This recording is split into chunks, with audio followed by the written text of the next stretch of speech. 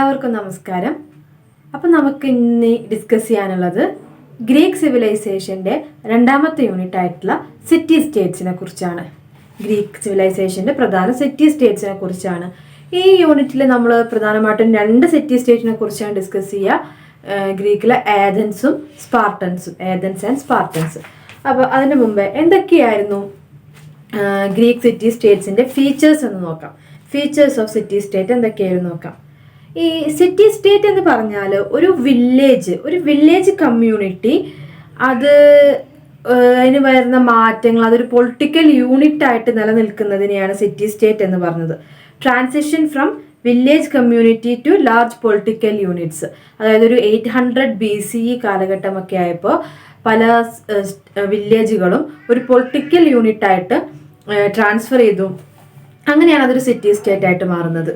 Okay, ഇനി Greek എന്ന് പറയുന്ന പ്രദേശം, അപ്പോൾ ഗ്രീക്കിൽ ഒരുപാട് സിറ്റി സ്റ്റേറ്റുകൾ അത്തരത്തിലുണ്ട്. ഗ്രീക്ക് എന്ന് പറയുന്ന ഗ്രീസ് എന്ന് പറയുന്ന പ്രദേശത്തിൽ ഒരുപാട് സിറ്റി സ്റ്റേറ്റുകൾ അത്തരത്തിൽ ഉണ്ട്.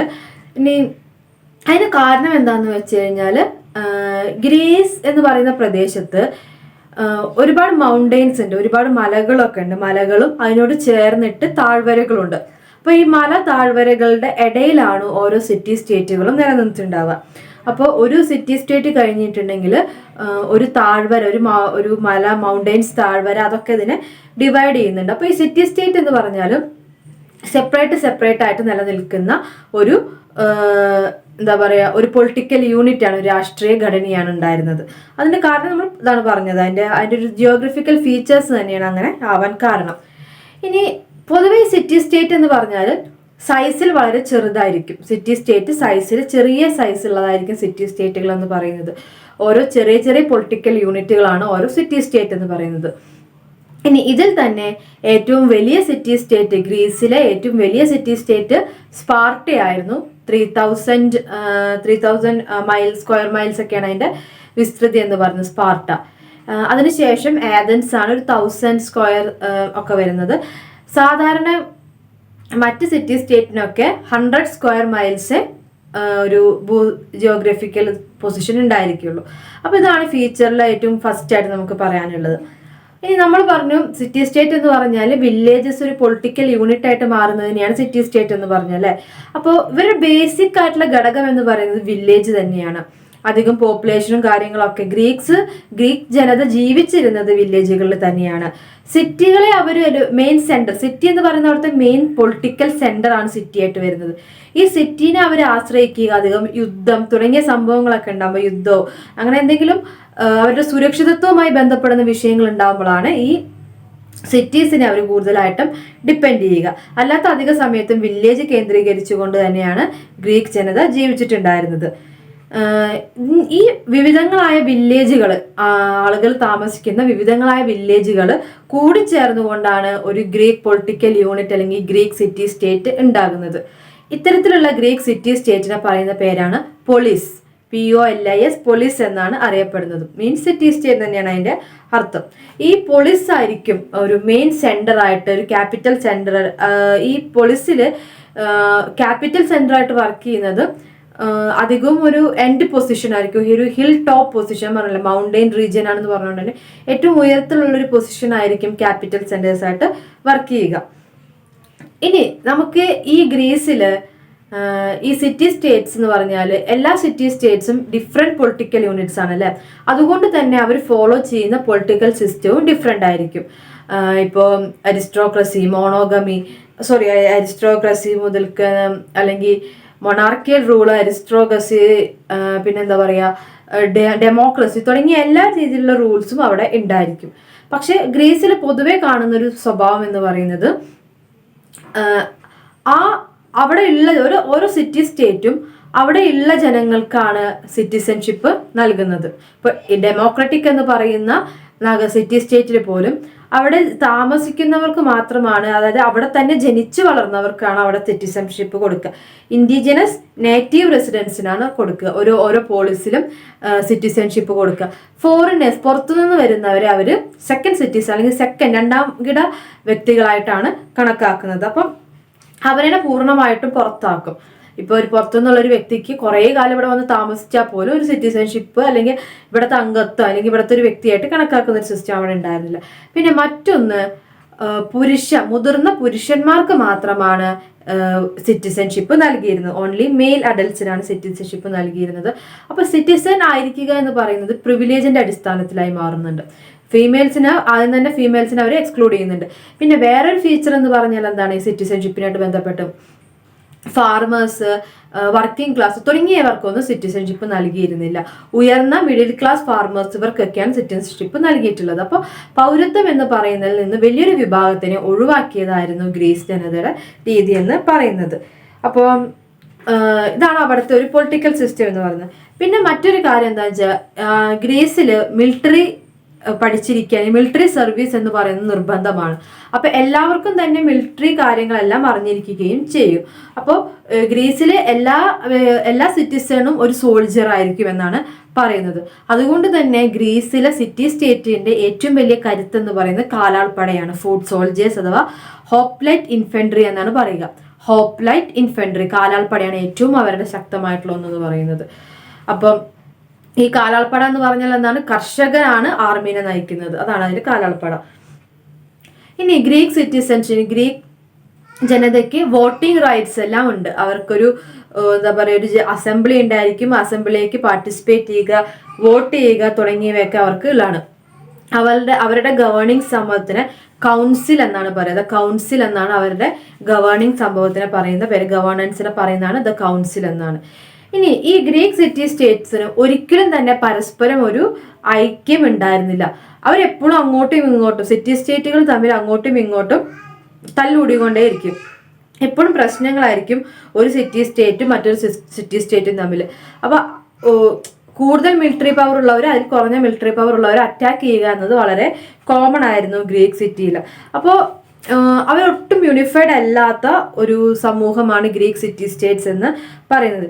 ഇനി ഇവരെ യൂണിഫൈ ചെയ്യുന്ന, ഇവരെ ഏകീകരിക്കുന്ന ഒരു സംഭവങ്ങളുണ്ട്. ഒന്ന് റിലീജിയസ് ആയിട്ടുള്ള കാര്യങ്ങൾ, റിലീജിയസ് ഫെസ്റ്റിവൽസ് ഈ സിറ്റി സ്റ്റേറ്റ്സിനെ ഏകീകരിക്കുന്നു. മറ്റൊന്ന് ഒളിമ്പിക്സ് ആയിരുന്നു. ഗ്രീക്ക് ഒളിമ്പിക്സ് ഉണ്ടായിരുന്നു, ഒളിമ്പിക് ഗെയിംസ് ഉണ്ടായിരുന്നു. അതും ഇവരെ ഗ്രീക്ക് സിറ്റി സ്റ്റേറ്റ്സിനെ ഒരുമിപ്പിക്കും. ഈ രണ്ട് സംഭവങ്ങളാണ് ഗ്രീക്ക് സിറ്റി സ്റ്റേറ്റ്സിനെ ഒരു യൂണിഫൈ ചെയ്യുന്ന അല്ലെങ്കിൽ ഒരുമിപ്പിക്കുന്ന ഒരു സംഭവം എന്ന് പറയുന്നത്. അല്ലാത്ത എല്ലാ സമയത്തും അവർ തമ്മിൽ എന്താണ്, അങ്ങോട്ടും ഇങ്ങോട്ടും കോറൽ ചെയ്തുകൊണ്ട് എപ്പോഴും തല്ല് നടക്കുന്ന ഒരു ഏരിയയാണ് ഗ്രീക്ക് സിറ്റി സ്റ്റേറ്റ്സ് എന്ന് പറയുന്നത്. ഇനി നമുക്ക് ഈ ഗ്രീക്ക് സിറ്റി സ്റ്റേറ്റ്സിനെ കുറിച്ചുള്ള വിവരങ്ങൾ കിട്ടുന്നത് ഹൊമറിന്റെ പോയംസിലൂടെയാണ്, ഹൊമറിന്റെ കവിതകളിലൂടെയാണ്. ഗ്രീക്ക് സിറ്റി സ്റ്റേറ്റ്സിനെ കുറിച്ചുള്ള അവരുടെ പാരമ്പര്യം എന്താണ്, പൈതൃകം എന്താണ്, അവിടെ എന്തൊക്കെയുണ്ട് തുടങ്ങിയ കാര്യങ്ങളെല്ലാം അറിയാൻ സാധിക്കും. അപ്പോൾ ഹൊമറിന്റെ പോയംസ് എന്ന് പറയുന്നത് ഗ്രീക്ക് സിറ്റി സ്റ്റേറ്റ്സിനെ സംബന്ധിച്ചിടത്തോളം ഒരു പ്രധാന ലിറ്റററി സോഴ്സ് തന്നെയാണ്. ഇനി നമ്മൾ പറഞ്ഞു, നേരത്തെ സിറ്റിസൺഷിപ്പിന്റെ കാര്യം പറഞ്ഞപ്പോൾ പറഞ്ഞു, ഫോറിനേഴ്സിനെ അവരെപ്പോഴും പുറത്തുനിന്നുള്ള ആൾക്കാരായിട്ട് തന്നെയാണ് കണക്കാക്കുക. ഫോറിനേഴ്സിനെ ഇൻഫീരിയർ തന്നെ, അവരെക്കാളും ഗ്രീസിലെ ഓരോ സിറ്റി സ്റ്റേറ്റും കരുതുന്നത് ഫോറിനേഴ്സ് എന്ന് പറയുന്നത് തങ്ങളെക്കാളും താഴ്ന്നവരാണെന്നാണ്. അപ്പോൾ പുറത്ത് രാജ്യങ്ങളിൽ നിന്നോ പുറത്ത് സ്ഥലങ്ങളിൽ നിന്നോ വരുന്ന ആളുകളെ തങ്ങളെക്കാൾ താഴ്ന്നവരായിട്ട്, ഇൻഫീരിയർ പീപ്പിൾ ആയിട്ടാണ്. അപ്പോൾ ഗ്രീക്കിലെ സിറ്റി സ്റ്റേറ്റ്സിലെ ജനങ്ങളാണ് ഏറ്റവും സുപ്പീരിയർ എന്നാണ്, ഏറ്റവും ഉയർന്ന ആളുകൾ എന്നാണ് അവർ വിചാരിച്ചിരുന്നത്. മറ്റുള്ളവരിനെയൊക്കെ താഴ്ന്ന ആളുകളായിട്ടാണ് ഇവർ കണക്കാക്കിയിരുന്നത്. ആ ഒരു മെന്റാലിറ്റിയാണ് ഗ്രീസിൽ നിലനിന്നിരുന്നത്. ഇനി നമുക്ക് ഏതൻസിനെ കുറിച്ച് നോക്കാം. ഏതൻസ് എന്ന് പറഞ്ഞാൽ അറിയപ്പെടുന്ന ഫസ്റ്റ് ഡെമോക്രാറ്റിക് സ്റ്റേറ്റ് ആണ് ഏതൻസ് എന്ന് പറയുന്നത്. നമുക്കറിയാം, ഫസ്റ്റ് ഡെമോക്രാറ്റിക് കൺട്രി ആയിട്ട് ഗ്രീസിനെയാണ് പറയാറ്. അതുപോലെ തന്നെ ഫസ്റ്റ് ഡെമോക്രാറ്റിക് സെന്റർ എന്ന് പറയുന്നത് ഏതൻസ് ആണ്. ഏതൻസിലാണ്. നമ്മൾ ഇന്നത്തെ ഒരു ഡെമോക്രസി ഒന്നും അല്ല കേട്ടോ പറയുന്നത്. ഈ ഡെമോക്രസിയിൽ ഒരുപാട് പേരെ പുറത്തു നിർത്തുന്നുണ്ട്, സ്ത്രീകൾ പുറത്തു നിൽക്കുന്നുണ്ട്, അങ്ങനെ ഒരുപാട് സംഭവ വ്യത്യാസങ്ങളുണ്ട്. പക്ഷെ ഫസ്റ്റ് ഡെമോക്രാറ്റിക് സ്റ്റേറ്റ് എന്ന് പറയുന്നത് ഏതൻസ് തന്നെയാണ്. ഈ ഏതൻസ് എറ്റിക്ക എന്ന് പറയുന്ന പ്രൊവിൻസിലാണ് സ്ഥിതി ചെയ്യുന്നത്. പ്രൊവിൻസ് ഓഫ് എറ്റിക്കയിലാണ് സ്ഥിതി ചെയ്യുന്നത്. ഗ്രീക്ക് പെനിൻസുലയുടെ ഉള്ളിലായിട്ടാണ് ഈ പ്രൊവിൻസ് ഓഫ് എറ്റിക്ക സ്ഥിതി ചെയ്യുന്നത്. ഇവരെന്ന് പറഞ്ഞാൽ ട്രേഡ്, അർബൻ കൾച്ചർ, വാണിജ്യത്തിനും അതുപോലെ തന്നെ അർബൺ ആയിട്ടുള്ള ഒരു വളരെ ലക്ഷൂറിയസ് ആയിട്ടുള്ള ഒരു ട്രേഡ് ആക്ടിവിറ്റീസ് ഒക്കെ അല്ലെങ്കിൽ കൾച്ചർ, സംസ്കാരം ഫോളോ ചെയ്തിരുന്ന ആൾക്കാരായിരുന്നു. ഈ എറ്റിക്കയുടെ ഒരു ഇതിന്റെ ഉള്ളിൽ താമസിക്കുന്ന ജനങ്ങളെ തന്നെയാണ് ഇവർ എത്തീനിയൻ സിറ്റിസൺ ആയിട്ട് കണക്കാക്കുന്നത്. അപ്പൊ നമ്മൾ പറഞ്ഞല്ലോ, സിറ്റി സ്റ്റേറ്റ്സിലെ സിറ്റിസൺഷിപ്പിന് ഒക്കെ ഉള്ള ഒരു റെസ്ട്രിക്ഷൻസ് ഒക്കെ പറഞ്ഞു. അപ്പോൾ ഈ എറ്റിക്ക എന്ന് പറയുന്ന റീജിയന്റെ ഉള്ളിൽ എവിടെ താമസിക്കുന്നവരും ഏതൻ സിറ്റിസൺ ആയിട്ട് ഇവർ കണക്കാക്കും. അതിൽ നിന്ന് പുറത്തുള്ളവരൊക്കെ ഇവർ വേറെ സിറ്റിസൺ ആയിട്ട് തന്നെയാണ് വേറെ രാജ്യക്കാരായിട്ട് തന്നെയാണ് കണക്കാക്കുന്നത്. ഇനി ഏതൻസിൽ ഓരോ കാലഘട്ടത്തിനനുസരിച്ച് മാറ്റങ്ങൾ വന്നിട്ടുണ്ട്. ഏതൻസിൽ ആദ്യം നിലനിന്നിരുന്നത് രാജഭരണം തന്നെയായിരുന്നു, directly ruled by king 7th century BC-യിലൊക്കെ മൊണാർക്കിയൽ റൂൾ ആയത്. പിന്നീട് മൊണാർക്കിയൽ റൂളിനെ ഗവൺമെന്റ് എന്ന് പറയുന്ന ഒരു സിസ്റ്റം കൈയേറുകയാണ് ചെയ്യുന്നത്. ഈ ഗവൺമെന്റ് എന്ന് പറഞ്ഞാൽ എങ്ങനെയാണ്? ക്യാപിറ്റലിസ്റ്റ് ഫാർമേഴ്സിന്റെ ഒരു ഗവൺമെന്റ് ആണ് അവിടെ ഉണ്ടായിരുന്നത്. അതായത് വളരെ റിച്ച് ക്ലാസ് ഫാർമേഴ്സിന്റെ ഒരു ഗ്രൂപ്പാണ് അവിടുത്തെ ഗവൺമെന്റ് എന്ന് പറയുന്നത്. ഈ ഗവൺമെന്റൽ ബോഡീനെ കൗൺസിൽ ഓഫ് ഏരിയോപാഗസ് എന്നാണ് പറയുക. കൗൺസിൽ ഓഫ് ഏരിയോപാഗസ് എന്നാണ് പറയുന്നത്. ഏതൻസിലെ ആദ്യകാലത്തെ ഗവൺമെന്റിനെ പറയുന്നതാണ് കൗൺസിൽ ഓഫ് ഏരിയോപാഗസ് എന്ന് പറയുന്നത്. ഇനി അവിടെ ഉണ്ടായിരുന്ന നിയമം എന്ന് പറയുന്നത് അൺറിട്ടൺ നിയമമാണ്. അതായത് എഴുത വെക്കപ്പെടാത്ത നിയമമാണ് ഏതൻസിൽ നിലനിന്നിരുന്നത്. ഈ ഏതൻസിൽ തൊഴിലാളികളെയും മറ്റ് ഫാർമേഴ്സിനെയും പുവറായിട്ടുള്ള ആൾക്കാരെയും ഒക്കെ ഒഴിവാക്കിയ സ്ത്രീകളെയും ഒക്കെ ഒഴിവാക്കിയിട്ടുണ്ട് ഈ ഗവൺമെന്റ് സിസ്റ്റത്തിൽ നിന്ന്. ആ കൂടെ കൺസിഡർ ചെയ്താണ് റിച്ച് ആയിട്ടുള്ള ഫാർമേഴ്സിനെ എന്ന് പറയുന്നത്, വെൽത്തി ഫാർമേഴ്സിനെ. അപ്പൊ അവരെ മാത്രമേ പരിഗണിച്ചിട്ടുള്ളൂ ഈ ഗവൺമെന്റ് സിസ്റ്റത്തിൽ. ഈ ലോസ് ഓഫ് നമ്മൾ പറഞ്ഞു എഴുതി വെക്കപ്പെടാത്ത നിയമങ്ങളാണ്, അൺറിട്ടൺ ലോസ് ആണ് ഏതൻസിൽ നിലനിൽക്കുന്ന പറഞ്ഞു. ഇതിനെ കോഡ് ഓഫ് ലോ എന്നാണ് പറയുന്നത്. 621 BC-യിലാണ് ഇത് ഉണ്ടാവുന്നത്. കോഡ് ഓഫ് ലോ 621 BC-യിലാണ് ഇത് രൂപപ്പെടുന്നത്. ഇനി അതിനുശേഷം വന്നൊരു നിയമവ്യവസ്ഥയാണ് ഡ്രാക്കോണിയൻ നിയമവ്യവസ്ഥ എന്നൊക്കെ പിന്നെ പറയും. ഡ്രാക്കോണിന്റെ നിയമവ്യവസ്ഥ എന്ന് പറഞ്ഞാൽ ഒരു ആപ്പിൾ മോഷ്ടിച്ചാൽ പോലും വധശിക്ഷ എന്ന് പറയുന്ന ഒരു നിയമമാണ് ഡ്രാക്കോണിയൻ നിയമം ഡ്രാക്കോ കൊണ്ടുവന്ന നിയമം എന്ന് പറയുന്നത്. നമ്മൾക്ക് തെറ്റുകൾക്ക് ചെറുപ്പ വലിപ്പ വ്യത്യാസമൊന്നുമില്ല, എല്ലാ തെറ്റിനും വളരെ പരമാധികാര ശിക്ഷ നൽകുന്ന ഒരു രീതി, അതാണ് ഡ്രാക്കോ നിയമങ്ങൾ എന്ന് പറയുന്നത്. പിന്നീട് ഡ്രാക്കോണിയൻ എന്നുള്ള വാക്ക് തന്നെ ഒരു മോസ്റ്റ് ഇങ്ങനത്തെ എന്താ പറയുക ഹാർഷായിട്ടുള്ള കാര്യങ്ങൾക്ക് വേണ്ടിയിട്ട് ഉപയോഗിക്കുന്ന ഒരു വാക്കായിട്ട് ഡാക്കോണിയൻ എന്നുള്ള വാക്ക് തന്നെ വന്നു. അതാണ് ഡാക്കോണിയൻ നിയമങ്ങൾ പറയുന്നത്. ഇനി ഡാക്കോണിനൊക്കെ ശേഷം ഗ്രീക്ക് ജനതയുടെ റിഫോർമേഷന് വേണ്ടിയിട്ട് വന്നൊരു ആളാണ് സോളൺ എന്ന് പറയുന്നത്. SOLON. സോളൺ റിഫോമർ ആയിരുന്നു. ഗ്രീക്കിലെ വ്യവസ്ഥിതിക്ക് മാറ്റം കൊണ്ടുവരാൻ വേണ്ടിയിട്ട്, അവിടുത്തെ പൊളിറ്റിക്കൽ ആൻഡ് എക്കണോമിക് ഈവൽസ് മാറ്റം കൊണ്ടുവരാൻ വേണ്ടിയിട്ട് ഉണ്ടായ ഒരാളായിരുന്നു സോളൺ എന്ന് പറയുന്നത്. അദ്ദേഹം 594 BC കാലഘട്ടത്തിലാണ് എഥേനിയൻ ഗവൺമെന്റിന്റെ ഭാഗമായിട്ട് വരുന്നത്. പിന്നീട് അദ്ദേഹം മജിസ്ട്രേറ്റ് ആയിട്ട് വന്നു. വന്നതിന് ശേഷമാണ് അദ്ദേഹം ഏതൻസിൽ റിഫോംസ് കൊണ്ടുവരുന്നത്.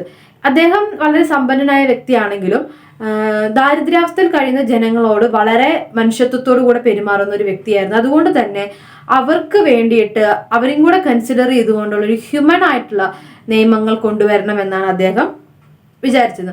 അതുകൊണ്ട് തന്നെ സോളൻ എഥേനിയൻ ജനങ്ങൾക്ക് ഫ്രീഡം നൽകാൻ തീരുമാനിക്കുകയാണ്. ഈ സ്ലേവറി പോലെ ജീവിച്ചിരുന്നവർക്ക് ഫ്രീഡം നൽകാൻ തീരുമാനിക്കുകയാണ് സോളൻ. അതിനോടൊപ്പം തന്നെ ഇദ്ദേഹം കൊണ്ടുവരുന്ന ഒരു മാറ്റമാണ് നോബിൾസ് ആയിട്ടുള്ള ആൾക്കാർ. അതായത് നോബിൾസ് എന്ന് വെച്ചിട്ടുണ്ടെങ്കിൽ കുറെ ഭൂമിയൊക്കെ കൈയടക്കി വെക്കുന്ന അവിടുത്തെ പ്രഭുക്കന്മാർ. ഈ പ്രഭുക്കന്മാർക്കൊക്കെ ഭൂമി കൈവശം വെക്കുന്നതിന് ഒരു നിശ്ചിത അളവ് തീരുമാനിക്കുകയാണ്. ഒരു നിശ്ചിത അളവിൽ കൂടുതൽ ഭൂമി പ്രഭുക്കന്മാർ കൈയടക്കി വെക്കാൻ പാടില്ല എന്ന നിയമം സോളൻ കൊണ്ടുവരികയാണ്. അതിനോടൊപ്പം തന്നെ തെറ്റുകൾക്ക് വളരെ കൃത്യമായിട്ടുള്ള പെനാൽറ്റി, ശിക്ഷകൾ, ഇദ്ദേഹം കൊണ്ടുവന്ന നിയമങ്ങൾ അനുസരിക്കാത്തവർക്ക് ശിക്ഷകൾ നൽകുന്നതിലും അദ്ദേഹം ശ്രദ്ധിച്ചിരുന്നു. പിന്നെ സോളൻ കൊണ്ടുവന്ന മറ്റൊരു കാര്യമാണ് ഏതേനിയൻ സിറ്റിസൺഷിപ്പ് എന്ന് പറഞ്ഞ ഏതൻസിൽ നിന്ന് പുറത്തു വരുന്ന ഫോറിനേഴ്സ് ആയിട്ടുള്ള ആൾക്കാർ, പുറത്തുനിന്ന് വരുന്ന ആൾക്കാർ കുറെ കാലത്തോളം അവിടെ താമസിക്കാൻ അല്ലെങ്കിൽ ഏതൻസിൽ തുറന്ന് താമസിക്കാൻ താല്പര്യപ്പെടുന്നവരാണെങ്കിൽ അവർക്ക് ഏതൻസിന്റെ സിറ്റിസൺഷിപ്പ് നൽകാൻ തീരുമാനിച്ചിട്ടുണ്ടായിരുന്നു. അത്തരത്തിലൊരു മാറ്റം കൂടെ കൊണ്ടുവന്നു. അതിനോടൊപ്പം തന്നെ അദ്ദേഹത്തിന്റെ കൊണ്ടുവന്ന ഒരു നിയമമായിരുന്നു എല്ലാ മാതാപിതാക്കളും ആൺമക്കളേനെ വാണിജ്യവും ഏതെങ്കിലും ഒരു പ്രൊഫഷനും പഠിപ്പിച്ചിരിക്കണം എന്നുള്ളത് അത് കൊണ്ടുവന്നതാണ്. അത്തരത്തിൽ ട്രേഡ്, വാണിജ്യത്തിനെയും ഫാക്ടറീസ്, ഇൻഡസ്ട്രീനെയൊക്കെ പ്രോത്സാഹിപ്പിക്കുന്ന ഒരു മെത്തേഡാണ് സോളൻ കൊണ്ടുവന്നത്. ഇനി ഗവൺമെന്റ് ഇൻസ്റ്റിറ്റ്യൂഷനിന്റെ ഭാഗമായിട്ട് ഇദ്ദേഹം ഒരുപാട് കോൺസ്റ്റിറ്റ്യൂഷണൽ റിഫോംസ്, ഭരണഘടനാപരമായ മാറ്റങ്ങൾ കൊണ്ടുവരുന്നുണ്ട്. അദ്ദേഹം എസ്റ്റാബ്ലിഷ് ചെയ്തിട്ടുള്ളതാണ് കൗൺസിൽ ഓഫ് 400 എന്ന് പറയുന്നത്. ഈ എസ്റ്റാബ്ലിഷ്ഡ് കൗൺസിൽ ഓഫ് 400 അതിലെ മെമ്പേഴ്സിനെ ചൂസ് ചെയ്യുന്നത് പല കാര്യങ്ങളുടെ അടിസ്ഥാനത്തിലാണ് മെമ്പേഴ്സിനെ ചൂസ് ചെയ്യുന്നത്. അതായത് ഈ ഹൈ ക്ലാസ് അല്ലെങ്കിൽ മിഡിൽ ക്ലാസ് ജനങ്ങളെ മാത്രം പരിഗണിക്കുന്ന രീതിയിൽ നിന്ന് മാറ്റം കൊണ്ടുവരാനാണ് ഈ കൗൺസിൽ ഓഫ് 400 തുടങ്ങിയത്. അതിനോടൊപ്പം തന്നെ അസംബ്ലിയിൽ സർവീസിനൊക്കെ പല ജോലികളിലൊക്കെ പുവറായിട്ടുള്ള ദരിദ്രാവസ്ഥയിൽ കഴിയുന്ന ദരിദ്രരായിട്ടുള്ള ജനങ്ങളെയും ഉൾക്കൊള്ളിക്കാൻ സോളൻ തീരുമാനിക്കുകയും കൊണ്ടുവരികയും ചെയ്തിട്ടുണ്ടായിരുന്നു. മറ്റൊന്ന് സുപ്രീം കോടതി കൊണ്ടുവരികയും അതിന്റെ പ്രവർത്തനങ്ങൾ ആരംഭിക്കുകയും ചെയ്ത വ്യക്തിയാണ് സോളൻ എന്ന് പറയുന്നത്. ഈ പല ഗവൺമെന്റ് സർവീസുകളിലേക്കും അല്ലെങ്കിൽ സുപ്രീം കോടതി തുടങ്ങിയതിലേക്കൊക്കെയുള്ള മെമ്പേഴ്സിനെ യൂണിവേഴ്സൽ മാൻഹുഡ് സഫ്രേജ് എന്ന് പറയുന്ന ഒരു സിസ്റ്റത്തിലൂടെ, ഒരു വോട്ടിംഗ് സിസ്റ്റമാണ് യൂണിവേഴ്സൽ മാൻഹുഡ് സഫ്രേജ്. ഈ സിസ്റ്റത്തിലൂടെയാണ് അദ്ദേഹം ഈ പറയുന്ന പൊസിഷനിലേക്കുള്ള ആളുകളെ തിരഞ്ഞെടുത്തിരുന്നത്. അത്തരത്തിൽ കോമൺ മാൻ, സാധാരണക്കാരായ ജനങ്ങൾക്ക് കൂടുതൽ അംഗീകാരങ്ങളും സാധ്യതകളും ലഭിക്കുന്ന ഒരു സിസ്റ്റം സോളൻ കൊണ്ടുവന്നു. റിച്ച് ആയിട്ടുള്ള ആൾക്കാരുടെ കൈകളിൽ മാത്രം നിലനിന്നിരുന്ന അധികാരം എല്ലാവരിലേക്കും കൊണ്ടുവരികയാണ്. പക്ഷെ ശ്രദ്ധിക്കണം, നമ്മളിവിടെ പറഞ്ഞു യൂണിവേഴ്സൽ മാൻഹുഡ് സഫ്രേജ്, ആ ഒരു പോയിന്റ് ഉണ്ട്, മാൻഹുഡ്. അവിടെ ആരാണ്? സ്ത്രീകള് മാറ്റി നിർത്തിയിട്ടുണ്ട്. അഡൾട്ട് ആയിട്ടുള്ള മാൻ അവിടെ അപ്പോഴും അതുണ്ട്. എല്ലാവരും പരിഗണിക്കുമ്പോൾ സ്ത്രീകളെ മാറ്റി നിർത്തിയിട്ടുണ്ട് എന്നത് നമ്മൾ ഓർത്തിരിക്കേണ്ട കാര്യമാണ്. അപ്പൊ അതാണ് നമ്മൾ സോളന്റെ ഡെമോക്രാറ്റിക് ആയിട്ടുള്ള വേസും അതുപോലെ തന്നെ കോൺസ്റ്റിറ്റ്യൂഷൻ റിഫോംസും മറ്റ് റിഫോം മെത്തേഡ്സും ഒക്കെ പറഞ്ഞത്. അപ്പൊ ഇത്രയാണ് സോളൻ എന്ന് പറയുന്ന റിഫോമർ ഏതൻസിൽ കൊണ്ടുവന്ന മാറ്റങ്ങൾ എന്ന് പറയുന്നത്. ഇനി അടുത്തൊരു വ്യക്തിയാണ് ക്ലീസ്തിനസ് എന്ന് പറയുന്നത്. CLEISTHENES, ക്ലീസ്തിനസ്. അദ്ദേഹം ഈ സോളന്റെ തന്നെ സോളന്റെ നെഫ്യൂ ആണ് ക്ലീസ്തിനസ് എന്ന് പറയുന്നത്. ഈ ക്ലീസ്തിനസിനെയാണ് ഫാദർ ഓഫ് ഗ്രീക്ക് ഡെമോക്രസി എന്നറിയപ്പെടുന്നത്. ആരാണ്? Cleisthenes known as the father of Greek democracy. ക്ലീസ്തിനസിനെയാണ് അറിയപ്പെടുന്നത്. ഇദ്ദേഹത്തിന്റെ റൂൾ എന്ന് പറഞ്ഞാൽ സോളൻ കൊണ്ടുവന്ന നിയമങ്ങളുടെ ഒരു കണ്ടിന്യൂവേഷനോ ചില മാറ്റങ്ങളൊക്കെ വരുത്തിയിട്ടുള്ളതാണ്. ഇനി ക്ലീസ്തിനസ് എന്ന് പറയുന്നത് സിറ്റിസൺഷിപ്പിൽ ആദ്യം അദ്ദേഹം പറഞ്ഞത് many poor people of Athens who were till now excluded on account of low birth. അതായത് സിറ്റിസൺ കുറച്ചും കൂടെ ഇപ്പോഴും ഏതൻസിൽ മാറ്റി നിർത്തപ്പെടുന്ന ജനങ്ങളുണ്ട്, അവരിലേക്കും കൂടെ എത്തിക്കാൻ വേണ്ട ശ്രമങ്ങൾ ക്ലീസ്തിനസ് കൊടുക്കുകയാണ്. അതിനോട് മറ്റൊരു കാര്യം, അദ്ദേഹം ഡെമോക്രാറ്റിക് കൗൺസിൽ ഓഫ് 500 തുടങ്ങുകയാണ്. അപ്പൊ സോളൻ കൊണ്ടുവന്നത് ഡെമോക്രാറ്റിക് കൗൺസിൽ ഓഫ് 400 ആയിരുന്നു. അതിൽ നിന്നൊരു മാറ്റം ഡെമോക്രാറ്റിക് കൗൺസിൽ ഓഫ് 500 ആര് കൊണ്ടുവരികയാണ്? ക്ലീസ്തിനസ് കൊണ്ടുവരികയാണ്. ഇതിനെ കൺട്രോൾ ചെയ്യാൻ വേണ്ടിയിട്ട് ഒരു എക്സിക്യൂട്ടീവ് ബോഡി കൂടെ ഉണ്ടായിരിക്കും. അടുത്തത് ഹി ഇൻട്രൊഡ്യൂസ് കമ്മിറ്റി സിസ്റ്റം ഇദ്ദേഹം കൊണ്ടുവരികയാണ്. അതായത് 10 കമ്മിറ്റി, 50 പേരടങ്ങുന്ന 10 കമ്മിറ്റികളായിട്ട് ഓരോ കൗൺസിലും തിരിക്കുന്ന ഒരു സംവിധാനമാണ് ഇത്, കമ്മിറ്റി സിസ്റ്റം. അങ്ങനെ കമ്മിറ്റി സിസ്റ്റം കൊണ്ടുവന്നു. പിന്നെ അദ്ദേഹം ആർമീനെ കുറച്ചും കൂടെ ഓർഗനൈസ് ചെയ്തിട്ട് 10 റെജിമെന്റ്സ് ആയിട്ട് ആർമീനെ ഓർഗനൈസ് ചെയ്തിട്ട് അതിനൊരു ജനറലിനെയും ഫിക്സ് ചെയ്യും. ജനറൽ എന്ന് പറയുന്ന ആൾ ഇലക്ഷനിലൂടെ വന്ന ആളായിരിക്കും. ഓക്കെ, അപ്പം ആർമി സിസ്റ്റത്തിൽ ഇലക്ഷനിലൂടെ ഇതിനൊക്കെ നിയന്ത്രിക്കാൻ വേണ്ടിയിട്ട് ഒരു ജനറലിനെ നിയമിക്കുന്നു, 10 റെജിമെന്റ്സ് ആയിട്ട് തിരിക്കുന്നു. ദെൻ ഇദ്ദേഹം കൊണ്ടുവന്നിട്ടുള്ള ഒരു എന്താ പറയുക കസ്റ്റമാണ് ഓസ്ട്രാസിസം എന്ന് പറയുന്നത്. ഒരു സിസ്റ്റമാണ്. അതെന്ന് പറഞ്ഞാൽ എന്താണ്? ഈ കസ്റ്റം പ്രകാരം a political leader will be send into exile for a 10-year period. 10 വർഷക്കാലത്തോളം ഒരു പൊളിറ്റിക്കൽ ഓഫീസർക്ക് ആ സ്ഥാനത്ത് തുടർച്ചയായിട്ട് ഇരിക്കാൻ സാധിക്കുള്ളൂ. ആ ഒരു നിയമമാണ് ഓസ്ട്രാസിസം എന്ന് പറയുന്നത്. ഇനി ഇതിന് ശേഷം റൂൾ ഓഫ് ക്ലീസ്തിനസിന് ശേഷം വന്നത് ഒരു ഏജാണ്, ഏതൻ സിവിലൈസേഷനിലെ ഒരു ഏജാണ് ഏജ് ഓഫ് പെരിക്ലസ് എന്ന് പറയുന്നത്. ഏജ് ഓഫ് പെരിക്ലസ് 461 to 429 BCE ആണ് ഏജ് ഓഫ് പെരിക്ലസിന്റെ കാലഘട്ടം എന്ന് പറയുന്നത്. ഈ ഒരു സ്റ്റേജ് ആണ് ഏതൻസിലെ ഹയസ്റ്റ് സ്റ്റേജ് ഓഫ് ഡെമോക്രസി എന്ന് പറയുന്നത്. ഡെമോക്രസിയുടെ ഏറ്റവും ഉയർന്ന സ്റ്റേജ് എന്ന് പറയുന്നത് ഏജ് ഓഫ് പെരിക്ലസ് ആണ്. ഈ കാലഘട്ടത്തിൽ കൂടുതലായിട്ട് അസംബ്ലീസിൽ കൂടുതൽ അവിടെയുള്ള സിറ്റിസൺസിനെ കൊണ്ടുവരികയും അസംബ്ലിയിൽ സിറ്റിസൺസ് തന്നെ മെമ്പർ ആയിരിക്കുക. അതായത് എല്ലാ സിറ്റിസൺസിനെയും എല്ലാ ആളുകളെയും മെമ്പേഴ്സ് ആക്കിക്കൊണ്ട് ഒരു അസംബ്ലി ഈ പെരിക്ലസ് കൊണ്ടുവരുന്നുണ്ട്. എല്ലാ മെമ്പേഴ്സിനെ ആ ഒരു ഇതിൽ താമസിക്കുന്ന എല്ലാ മെമ്പേഴ്സിനെയും അസംബ്ലിയുടെ ഭാഗമാക്കി കൊണ്ടുവരിക, അത് അവർ കൊണ്ടുവന്നതാണ്. അതിനോടൊപ്പം തന്നെ അസംബ്ലിയിൽ പങ്കെടുക്കുന്ന ജനങ്ങൾക്ക് ഒരു എമൗണ്ട് പേ ചെയ്യുക. അസംബ്ലിയിൽ ജനങ്ങൾ പങ്കെടുക്കുകയാണെങ്കിൽ ആ പങ്കെടുത്തവർക്ക് ഒരു എമൗണ്ട് പേ ചെയ്യുക, ആ ഒരു സിസ്റ്റവും പെരിക്ലസ് കൊണ്ടുവന്നു. അതുകൊണ്ട് തന്നെ ജനങ്ങൾ കൂടുതൽ പബ്ലിക് വർക്കിൽ ഇൻട്രസ്റ്റ് ആവുകയും അവർ കൂടുതൽ പബ്ലിക് വർക്കിലേക്ക് പൊതുകാര്യങ്ങളിൽ ഇടപെടാൻ തുടങ്ങുകയും ചെയ്യുമെന്നാണ് അദ്ദേഹം മുൻകൂട്ടി കണ്ടത്. അപ്പോൾ ഇദ്ദേഹത്തിന്റെ കാലഘട്ടത്തിൽ, പെരിക്ലസിന്റെ കാലഘട്ടത്തിൽ ഏതൻസ് എന്ന് പറയുന്നത് സ്കൂൾ ഓഫ് ഹെല്ലാസ് ആണെന്നാണ് അഭിപ്രായപ്പെട്ടത്. സ്കൂൾ ഓഫ് ഹെല്ലാസ് ആണെന്നാണ് അഭിപ്രായപ്പെട്ടത്. എല്ലാവിധ ജനങ്ങളും പൊതുകാര്യങ്ങളിലേക്ക് ഇടപെടുകയും പൊതുകാര്യങ്ങളിൽ പൊതുപ്രവർത്തനങ്ങൾ ഉൾക്കൊള്ളുകയും ചെയ്യുന്ന ഒരു സിറ്റുവേഷനാണ് പെരിക്ലസിന്റെ കാലഘട്ടത്തിൽ ഉണ്ടായത്. 433 BC അദ്ദേഹം നയിച്ചൊരു യുദ്ധം തോൽക്കുകയും അങ്ങനത്തെ സംഭവങ്ങളൊക്കെ ഉണ്ടാവുന്നുണ്ട്. പക്ഷെ ഡെമോക്രസിനെ കുറിച്ചുള്ള അദ്ദേഹത്തിന്റെ കാഴ്ചപ്പാട് വളരെ വിശാലമായിരുന്നു. അദ്ദേഹം പറഞ്ഞത്, we regard a man who takes no interest in public affairs as a useless character. ഒരു മനുഷ്യൻ, ഒരാള് അയാൾ പൊതുകാര്യങ്ങളിൽ താല്പര്യം പ്രകടിപ്പിക്കുന്നില്ലെങ്കിൽ അതൊരു യൂസ്ലെസ് ആയിട്ടുള്ള, ഒന്നിനും കൊള്ളാത്ത ഒരു മനുഷ്യനായിരിക്കുമെന്നാണ്. അപ്പൊ പൊതുകാര്യങ്ങളിൽ താല്പര്യപ്പെടാത്ത ഒരു വ്യക്തി എന്ന് പറയുന്നത് ഒന്നിനും കൊള്ളാത്ത ഒരു വ്യക്തിയാണ്, യൂസ്ലെസ് പേഴ്സൺ ആണ് എന്നാണ് പെരിക്ലസ് അഭിപ്രായപ്പെട്ടത്. അത്തരത്തിലുള്ള ഒരു കാഴ്ചപ്പാടാണ് പെരിക്ലസിന് ഉണ്ടായിരുന്നത്. അപ്പൊ ഇത്രയാണ് ഏതൻസ് എന്ന് പറയുന്ന ഡെമോക്രാറ്റിക് സ്റ്റേറ്റിന്റെ ഫീച്ചേഴ്സും കാര്യങ്ങളെന്ന് പറയുന്നത്. ഇനി അടുത്തൊരു ഇമ്പോർട്ടൻറ്റ് മിലിറ്ററി സ്റ്റേറ്റ് ആണ് സ്പാർട്ടാൻ എന്ന് പറയുന്നത്. ഏതൻസിനെ നമ്മൾ പറയുമ്പോൾ ഒരു ഡെമോക്രാറ്റിക് സ്റ്റേറ്റ് ആയിട്ട് പറയുമ്പോൾ സ്പാർട്ട എന്ന് പറഞ്ഞാൽ എന്താണ്, മിലിറ്ററിയാണ്. ഇവിടെ കംപ്ലീറ്റ് മിലിറ്ററിയാണ്. ഒരാൾ ജനിച്ചു കഴിഞ്ഞാൽ പോലും അയാൾ എങ്ങനെ ഒരു മിലിറ്ററിക്ക് ഒരു ഇതിലേക്ക് കൊണ്ടുവരാമെന്ന് മാത്രം ചിന്തിക്കുന്ന ഒരു ജനതയാണ് സ്പാർട്ട എന്ന് പറയുന്നത്. ഏതൻസ് എന്ന് പറഞ്ഞാൽ ലോകത്തിന് ഒരുപാട് സംഭാവനകൾ നൽകിയിട്ടുണ്ടെങ്കിൽ സ്പാർട്ടൻ എന്ന് പറഞ്ഞാൽ ലോകത്തിന് പ്രത്യേകിച്ച് ഒരു സംഭാവനകളും നൽകാത്ത, ആർട്ട് അങ്ങനത്തെ ഒരു വർക്കും ഇല്ലാത്തൊരു നാടാണ് സ്പാർട്ട എന്ന് പറയുന്നത്. സ്പാർട്ടൻസ് നേരിട്ടിരുന്ന ഒരു വലിയ പ്രശ്നമായിരുന്നു ഓവർ പോപ്പുലേഷൻ.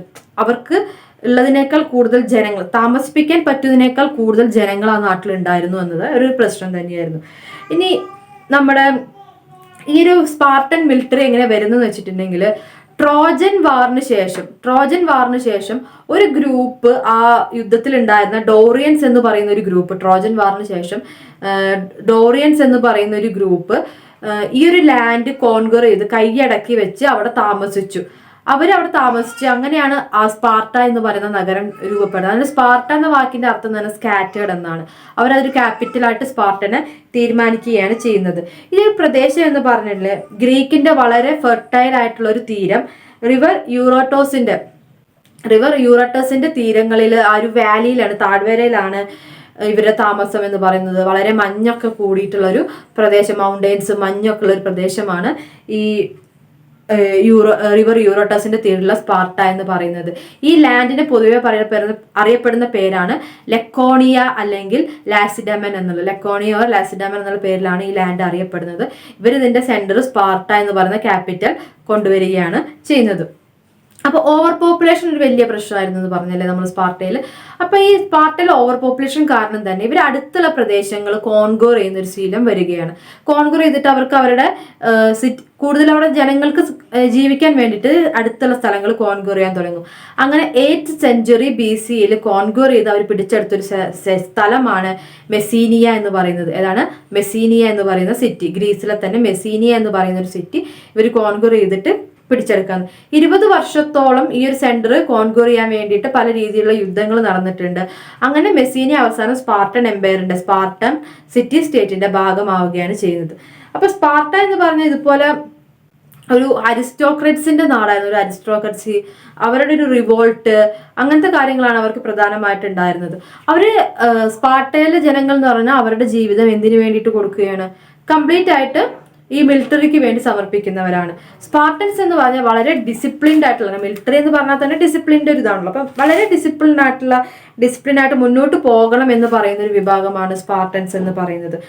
അവിടെ ഒരു കുട്ടി ജനിച്ചു കഴിഞ്ഞാൽ ആ കുട്ടി ജീവിക്കണോ മരിക്കണോ എന്ന് തീരുമാനിക്കുന്നവരെ അവിടുത്തെ ഈ ഒരു മിലിറ്ററി സിസ്റ്റമാണ്. അതായത് ഒരു കുട്ടി ജനിച്ചു, ആ കുട്ടിക്ക് ഏതെങ്കിലും രീതിയിലുള്ള വൈകല്യങ്ങൾ, എന്തെങ്കിലും രീതിയിലുള്ള പ്രശ്നങ്ങൾ അവർ കാണുകയാണെങ്കിൽ മലയുടെ മുകളിൽ നിന്ന് താഴേക്ക് എറിയുന്ന ഒരു ശീലം അവർക്കുണ്ടായിരുന്നു. അപ്പൊ കുഞ്ഞ് ജീവിക്കേണ്ട എന്ന് തീരുമാനിക്കുന്ന ഒരു സിസ്റ്റം അവിടെ ഉണ്ടായിരുന്നു. അതോടൊപ്പം തന്നെ 7 വയസ്സായി കഴിഞ്ഞാൽ ആ ആൺകുട്ടീനെ അമ്മയുടെ അടുത്തുനിന്ന് കൊണ്ടുപോവുകയും മിലിറ്ററിയിലേക്ക് കൊണ്ടുപോവുകയും ചെയ്തു. അപ്പോൾ 7 വയസ്സ് വരെയാണ് ഒരു ആൺകുട്ടി അമ്മയുടെ കൂടെ നിൽക്കുന്നത്. കഴിഞ്ഞാൽ ആ കുട്ടീനെ മിലിറ്ററി ട്രെയിനിങ്ങിന് വേണ്ടി കൊണ്ടുപോകും. വളരെ സ്ട്രിക്റ്റ് ആയിട്ടുള്ള മിലിറ്ററി ട്രെയിനിങ് ഒക്കെയാണ് അവിടെ ഉണ്ടായിരുന്നത്. പിന്നീട് കൊല്ലത്തിൽ ഒരിക്കലാണ് ആ കുട്ടി വീടുമായിട്ട് വരുന്നത്. അതുകൊണ്ട് തന്നെ ഇമോഷണൽ അറ്റാച്ച്മെന്റ്, ലവ് തുടങ്ങിയ സാധനങ്ങളൊക്കെ ഇവര് കുറവായിരുന്നു എന്നാണ് പറയുന്നത്. കല്യാണം കഴിച്ചാലും ഇതേപോലെ തന്നെ അധിക കാലമൊന്നും ഒരുമിച്ച് ജീവിക്കുക എന്നൊന്നുമില്ല. അവർക്ക് ഇങ്ങനെ മിലിറ്ററി ക്യാമ്പ് അങ്ങനത്തെ ഒരു ജീവിതം തന്നെയാണ് ഉണ്ടായത്. മിലിറ്ററി ട്രെയിനിങ് ആയിരുന്നു അവരുടെ എഡ്യൂക്കേഷൻ എന്ന് പറയുന്നത്. എഡ്യൂക്കേഷൻ എന്ന് പറയുന്നത് മിലിറ്ററി ട്രെയിനിങ് തന്നെയായിരുന്നു. അവരുടെ ഒരു എലിജിബിൾ ആവാത്ത അവസ്ഥ വരെ അവര് എന്താ പറയാ, ആ ഒരു കഴിവില്ല, അവർ എലിജിബിലിറ്റി അത് നഷ്ടപ്പെടുന്ന കാലം വരെ അവർ മിലിറ്ററി തന്നെയായിരിക്കും ഉണ്ടാകുക. മിലിറ്ററി എന്ന് പറയുന്നത് തന്നെ പ്രൊഫഷൻ, മറ്റൊരു പ്രൊഫഷനോ ട്രേഡോ കൾച്ചറോ ഒന്നും അവർക്ക് ഉണ്ടായിരുന്നില്ല. മറ്റ് ആക്ടിവിറ്റീസ് അങ്ങനത്തെ ഒരു കാര്യങ്ങളും അവർക്ക് ഉണ്ടായിരുന്നില്ല. മിലിറ്ററി മാത്രമേ ഉണ്ടായിരുന്നുള്ളൂ. അതുകൊണ്ട് തന്നെ ഗ്രീസിലെ മറ്റ് സിറ്റി സ്റ്റേറ്റ്സ് ഒക്കെ ഈ വാണിജ്യത്തിലൂടെ, ട്രേഡിലൂടെ റിച്ച് ആവുകയും വളരെ സമ്പന്നമായുള്ള ജീവിതവും വെൽത്തി ക്ലാസ്സും ലക്ഷൂറിയസ് ലൈഫൊക്കെ നയിക്കുന്ന സമയത്ത് സ്പാർട്ടൻസ് എന്ന് പറയുന്നത് വളരെ എന്താ പറയുക, വളരെ സാധാരണമായിട്ടുള്ള ജീവിതം. എന്ന് വെച്ചാൽ ഒരു തരത്തിലുള്ള ട്രേഡിന്റെ ഭാഗമായിട്ടുള്ള പുരോഗതി ഒന്നും അവർക്ക് ലഭിക്കാത്തത് കൊണ്ട് തന്നെ അവർ വളരെ സാധാരണമായിട്ടുള്ള ഒരു ജീവിതം തന്നെയാണ് നയിച്ചിട്ടുണ്ടായിരുന്നത്. അതുകൊണ്ട് തന്നെ സ്പാർട്ടനെ അറിയപ്പെടുന്നത് ആർമി ക്യാമ്പ് എന്നാണ്, ആർമഡ് ക്യാമ്പ് എന്നാണ് സ്പാർട്ടൻസിനെ പൊതുവെ അറിയപ്പെടുന്നത്. സ്പാർട്ടൻസ് പ്രത്യേകിച്ച് ഒരു സംഭാവനകളോ ആർട്ട്, ആർക്കിടെക്ചർ അങ്ങനത്തെ ഒരു ഇതിലേക്ക് ഒരു സംഭാവനകളും നൽകാത്ത ഒരു വിഭാഗമാണ് സ്പാർട്ടൻസ് എന്ന് പറയുന്നത്. അവരെ തന്നെ ഒരു സ്ലേവ് ആയിട്ടാണ് കണക്കാക്കുന്നത് തോന്നുന്നു. കാരണം ഈ നാടിന് വേണ്ടിയിട്ട് അവരെ തന്നെ സമർപ്പിച്ചുകൊണ്ട് അങ്ങനെ ഒരു ജീവിതമാണ് നയിച്ചിട്ടുണ്ടായിരുന്നത്. സെൽഫ് ഇമ്പോസ്ഡ് ഡിസിപ്ലിൻ ആണ്. നാടിന് വേണ്ടിയിട്ട് അവരെ തന്നെ ഡിസിപ്ലിൻഡ് ആക്കിയിട്ട് നാടിന് വേണ്ടി ജീവിക്കുക, അങ്ങനെ ഒരു സിസ്റ്റം ആയിരുന്നു അവിടെ ഉണ്ടായിരുന്നത്. ഇതാണ് സ്പാർട്ടൻ ജനത എന്ന് പറയുന്നത്. അപ്പോൾ ഗ്രീസിലെ പ്രധാനപ്പെട്ട 2 സിറ്റി സ്റ്റേറ്റുകളായിരുന്നു ആഥൻസും സ്പാർട്ടൻസും. താങ്ക്